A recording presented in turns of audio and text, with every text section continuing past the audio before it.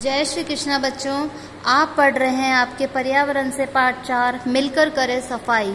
इसके अंदर पिछले वीडियो में मैंने आपको गंगा के बारे में बताया था कि गंगा जब स्कूल जा रही थी तब उसने क्या देखा था कि चारों ओर गंदगी ही गंदगी है गली मोहल्ले में। तो उसने क्या सोचा कि हम अपने घर को और अपने विद्यालय को तो साफ सुथरा रखते हैं, लेकिन हमारे गली मोहल्ले में तो इतनी गंदगी है, तो ऐसी सफाई से हमें क्या फायदा हुआ।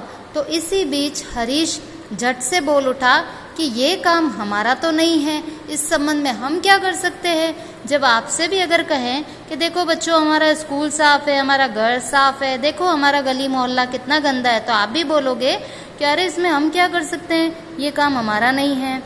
तो क्या गली मोहल्ले की सफाई, साफ सफाई की हमारी भी कोई जिम्मेदारी है या नहीं? हाँ, हमारी भी जिम्मेदारी होती है। गली मोहल्ले में गंदगी कौन करता है? हम ही तो फैलाते हैं। हम ही ध्यान नहीं रखते हैं कि कोई चीज खाई है तो हमें उसे कहाँ फेंकना है। अगर ये ध्यान हम रखेंगे तो वहाँ पे साफ सफाई ही रहेगी।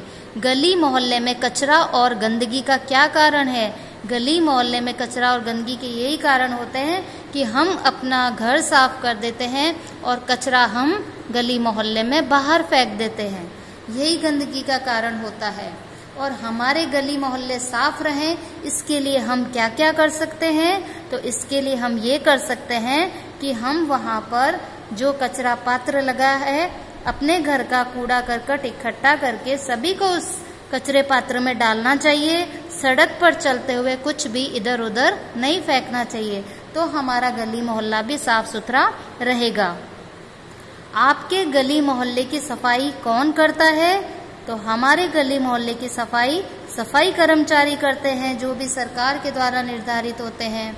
और वे इकट्ठे किए हुए कूड़े का क्या करते हैं, कहाँ ले जाते हैं? तो वे इकट्ठे किए हुए कूड़े को कहाँ ले जाते हैं? जो एक कहीं बहुत दूर मैदान के अंदर खुले स्थान पर वो उस कूड़े को वहाँ ले जाकर जला देते हैं या वहाँ पे उसको गाड़ देते हैं। इस कार्य में उन्हें क्या कठिनाइयाँ आती है? तो इस कार्य में उनको बहुत कठिनाई आती है, क्योंकि सब और कचरे का ढेर ही ढेर हो जाता है जहाँ भी ले जाके डालते हैं। तो उन्हें उस स्थान को चुनने में दिक्कत आती है कि हमें ये कचरा कहाँ पे ले जाके ये सब डालना चाहिए। यदि एक सप्ताह तक आपके विद्यालय या घर के आसपास फैला कूड़ा कचरा साफ न किया जाए तो क्या होगा? अगर हम सप्ताह भर तक हमारे विद्यालय और घर के आसपास के फैले कूड़े को साफ न करेंगे तो वहाँ पे क्या हो जाएंगे? चारों ओर गंदगी के ढेर लग जाएंगे, वहाँ पे कीटाणु हो जाएंगे, मक्खी मच्छर होने लगेंगे। इससे हमारे स्वास्थ्य पर बुरा असर पड़ता है। अच्छा, अब है कि जैसे हमारे पास घर से निकले कचरे में से उन चीज़ों की सूची बनानी है जिसका उपयोग हम पुनः किया जा सकता है।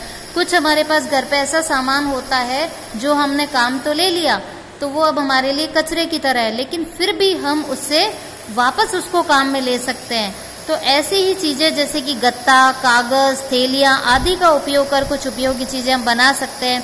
जैसे कि पैकिंग के खाली डिब्बों के गत्ते से कचरा बनाना।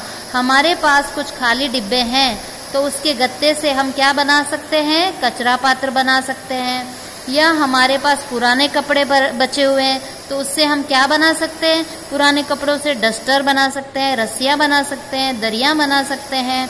और चॉकलेट के रैपर से सजावटी सामान बनाना। जैसे कि हमने चॉकलेट खाई और हम उसके रैपर्स को बाहर फेंक देते हैं, लेकिन वो चमकीला पेपर होता है ना चॉकलेट का रैपर, उसको हम अगर अच्छे से रखें तो उससे क्या हो जाएगा? उससे हम अपना सजावटी सामान भी बना सकते हैं। पुराने कपड़े जो हम पहन के रख देते हैं कि अब ये हमारे काम के नहीं हैं, तो उन पुराने कपड़ों से भी हम डस्टर भी बना सकते हैं। उनको फाड़ के उनकी लंबी लंबी रस्सी बना सकते हैं, उनसे रस्सियों से हम दरिया भी बना सकते हैं। तो इस तरह जो अनुपयोगी सामान है उससे हम कुछ उपयोगी चीजें भी बना सकते हैं जिससे हम उनका उपयोग कर सके। हमेशा यही नहीं है कि नई वस्तु से ही नई चीज बनाई जा सकती है।